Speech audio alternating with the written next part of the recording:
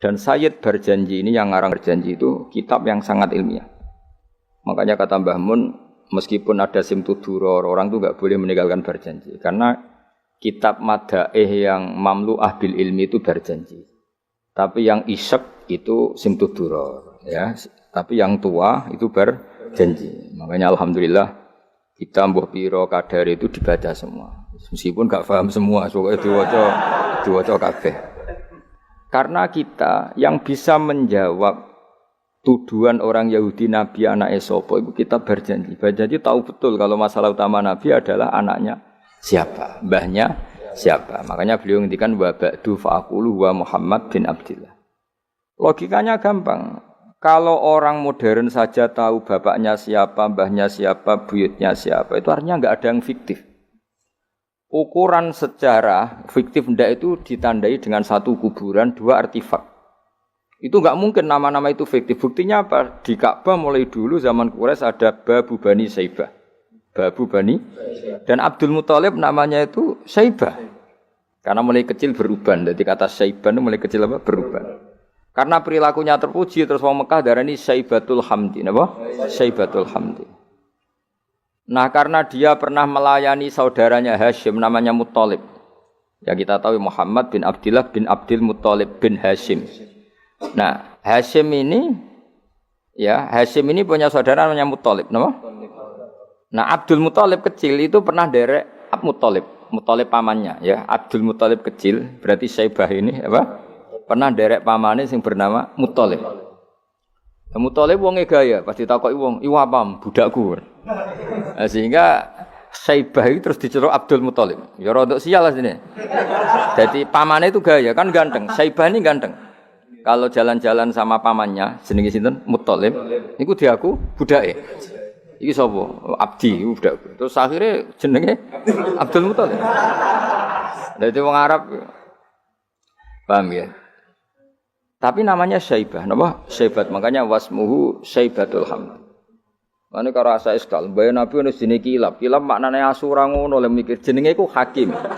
Ya namanya Hakim. Nah, dulu kalau orang berburu itu melibatkan anjing. Karena sering berburu melibatkan anjing disebut Kilab.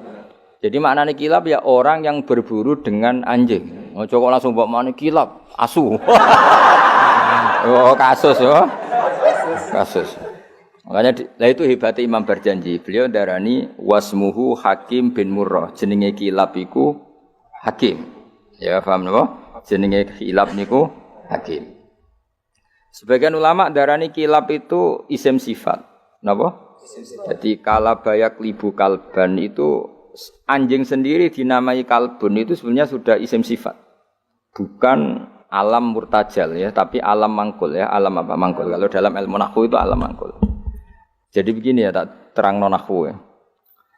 Alam itu ada dua, ada alam mangkul, ada alam murtajal. Tapi hampir semua alam itu mangkul sebetulnya. Ya, semua alam itu hampir semuanya itu mangkul.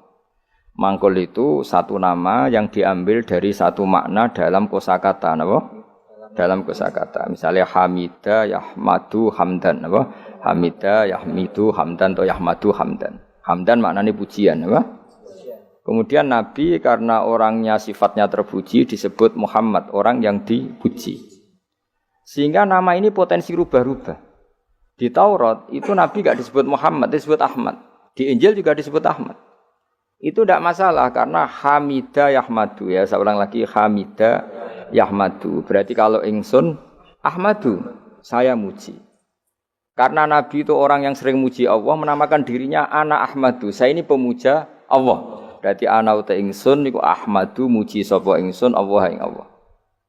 Sehingga ketika Nabi misalnya di Injil disebut Farqalit, Munahama, enggak masalah.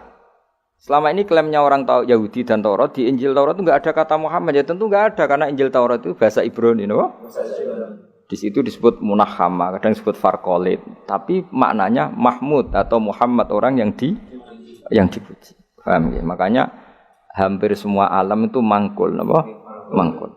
Nah, pentingnya mangkul itu apa? Kalau suatu saat sejarah itu tidak sama, itu enggak masalah. Karena hakikatnya alam itu rata-rata mangkul. Saya beri sekian contoh ya, semuanya. Misalnya dulu Madinah itu Yasrib, napa? Yasrib.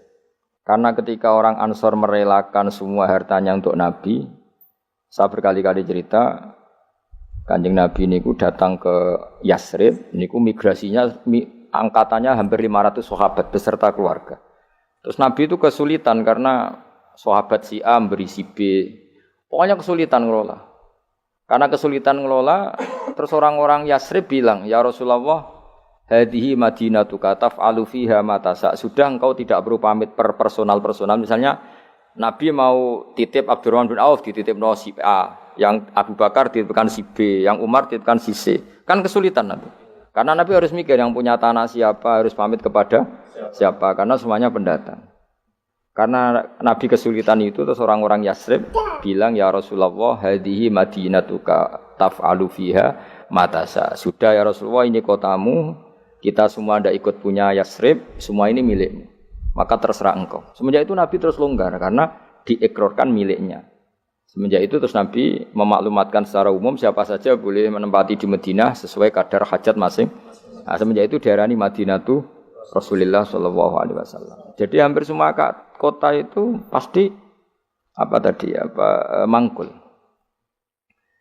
Sehingga ketika kitab Taurat, Injil menamakan itu enggak persis, itu enggak masalah. Misalnya Quran yang paling masyhur, summiya bil Quran ya li annahu makru, karena dibaca, maka summiya Quranan. Qara'a yaqra'u Quranan. Tapi Quran juga dikatakan kitab wal kitabil mubin, karena bentuknya mushaf itu maktub, ada yang ditulis. Artinya melibatkan kitabah, tulisan, maka summiya kitaban. Sebagian disebut lagi Quran itu namanya apa? Mushaf, apa?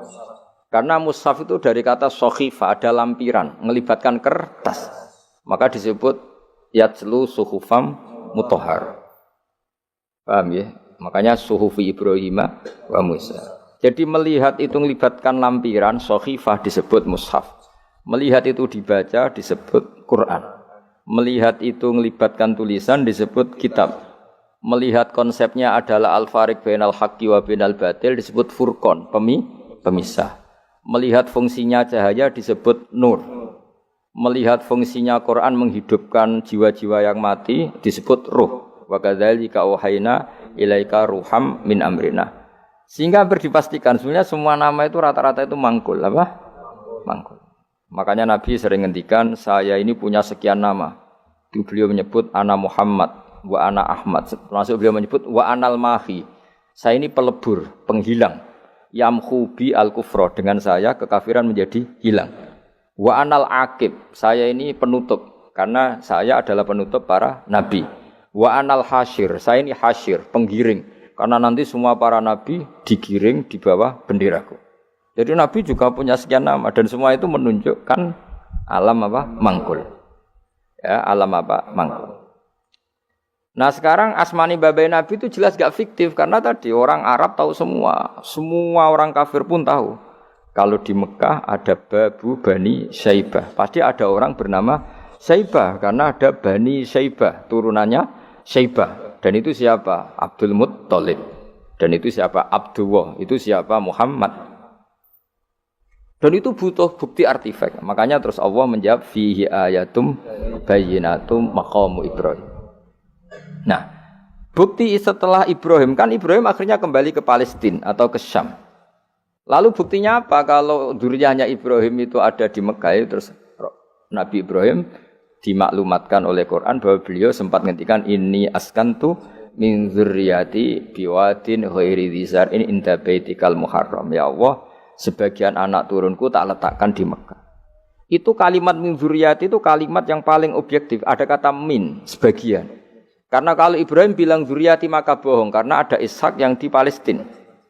Paham ya? Makanya disebut min, bahwa sebagian anakku tak letakkan di sini. Karena sebagian yang lain di Palestina. Maka kata min dzurriyyati ini bukti bahwa Quran itu mukjizat betul, yaitu memang faktanya Ibrahim itu ada yang di Palestina, yaitu Ishak, Ishak yang di Mekah Ismail. Lalu disebut min dzurriyyati, apa? Min dzurriyyati. Terus Ibrahim ngendikan biwadin, di lembah. Sebab itu Ka'bah itu di cekungan paling bawah. Bukti sejarah juga membuktikan seperti itu. Mulane kula seneng Ka'bah kena banjir bolak-balik rubuh niku kula seneng. Karena mboten seneng dari segi cemoan mboten, itu bukti empirik. Iku hikmahnya kena apa Ka'bah rubah bolak-balik. Andai kan enggak rubah bolak-balik karena banjir, orang susah nyari sejarah. Ketika Nabi umur 35 Ka'bah rubah mergo banjir, zaman Umar ya rubah. Karena tadi Ka'bah itu di cekungan paling bawah. Quran memaklumatkan bahwa Ka'bah itu biwadin di cekungan paling bawah. Yaitu ada Jabal Abi Qubais di cekung gunung, Ka'bah paling bawah. Nah karena Ka'bah ini zaman Nabi Adam itu rob wa tumain. Jadi ketika Adam mau haji, tanya sama ya Allah saya harus kemana? Ya sudah ke Ka'bah. Titenane sebuti Gusti, ada rob wa tumain, ada roh wa tumain. Ada cekungan dalam tempatnya air. Itu jenis Ka'bah. Zaman itu belum ada bangunannya, yaitu sudah namanya Ka'bah. Terus Ibrahim sesuai panduan itu bikin bangunan di situ. Bisa kamu bayangkan kan bangunan di cekungan paling bawah di sekelilingi gunung. Kan mesti kegerojok air. Makanya setiap banjir itu Ka'bah rubuh. Apalagi ya enggak ada semen, enggak ada terus dilapisi baja enggak ada dulu. Pasti rubuh. Justru itu bagus.